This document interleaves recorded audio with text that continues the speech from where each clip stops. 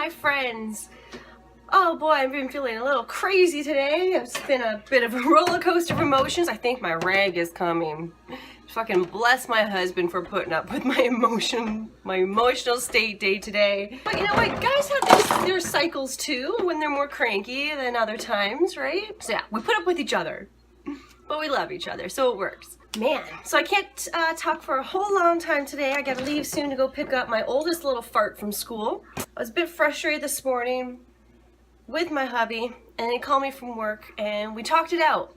Communication is key when it comes to relationships. We've been together 15 years this summer, and we wouldn't have made it this far if we didn't communicate. And I mean like unfiltered. You gotta tell them everything that's going on inside that little head of yours, so you can get through it. Otherwise it's just gonna build up. He talked me through it. When I got off the phone with him, I felt so much better. And then I finished watching St. Vincent with Bill Murray. Oh, I love Bill Murray. I talked about him on a past podcast. It was really good. And yes, he was getting old. He's getting up there. That movie is 2014, so 5 years ago it came out. And still tap that. I don't care, he's getting old. He's still got it.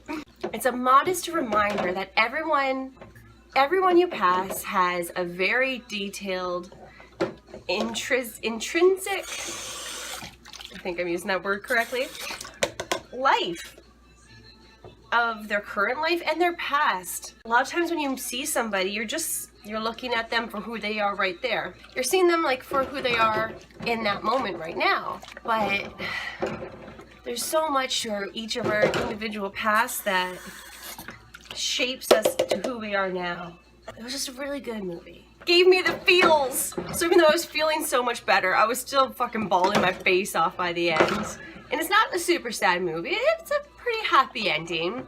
I won't spoil it because it's worth a watch. Even when I'm seeing something happy and I'm still crying, I know fucking Aunt Flo's coming into town soon. But one thing I did want to mention on this podcast before I get cut off and gotta get running was this fucking Momo challenge that's online. Okay, so all of a sudden it came out of nowhere. I'm scrolling on my Facebook and I see like 3-4 parents posting about this Momo challenge. I'm not gonna link it. I'm not gonna put the face up because the face is fucking freaky as shit. It freaked me out, which I think I've seen it before. I think it's an old thing that's coming back up for some reason. But they're putting it on YouTube videos, and there's a YouTube Kids app that's supposed to be kid friendly and kid safe. This freaky face comes on and tells the kid that they should commit suicide and how to do it. And that if they don't do it, or if they tell their parents that they saw this weird video, then that freaky face doll would kill the kid. So yeah, of course, that's fucking dark and twisted, and you're a real sick fuck for putting that out there and purposefully making it so that kids will see it. That's a little twisted. A lot twisted. However, there is the flip side, and I'm not defending it at all. It's disgusting that someone would do that. But why aren't you watching what your kids are watching? Don't just pass your phone off to your kid and be like, oh, there you go, have fun. I admit, I'm guilty of that before too, but I quickly learned my lesson. When I saw these people would dress up as Disney characters, or like one was Spider-Man, one was like Elsa from Frozen, and after a quick glance, a parent would think, oh, okay, it's a kid's video. They started doing like weird, perverse shit. I'm like, okay, this is not appropriate.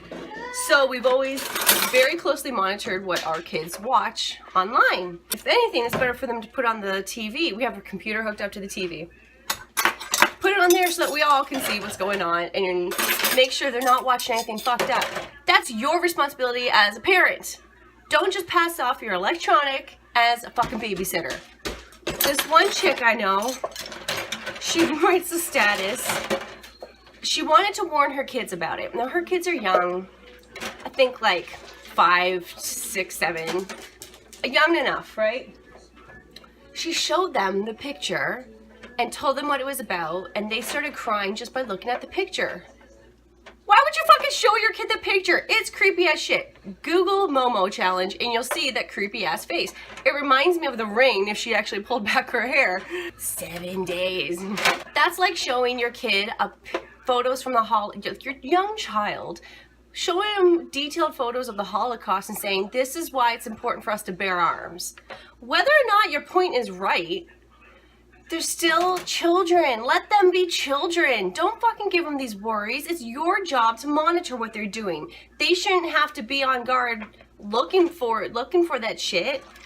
Because now they're gonna have nightmares just from seeing that face. Like, have fun with that at 4 in the morning, dumbass. People are crazy, but I guess the issue why this came up is because a couple kids actually did kill themselves, 1 or 2, which is so sad and heartbreaking. But that's the same thing as, you know, a teenager listening to music. Like, Marilyn Manson was blamed for the Columbine shootings. No, sorry, all these issues come back to the parents. And a lot of times they can't admit that to themselves, and they're looking for other things to blame. You may fucking hate me for saying that, but 90% of you will know that that's true, and will probably agree with me. So it's up to you as parents to be there for your kids. Watch what they're watching. Be inclusive with them. If they're listening to crazy, fucked up music, I loved Marilyn Manson in high school. I still will listen to him every now and then, but I will still instill in my children that their actions are their own, and they need to take responsibility for those actions. Otherwise, you're raising a pretty useless fucking adult. Kids are funny. The first 2 things Logan said to me when I woke him up today, first of all, he's like, why aren't we in McDonald's?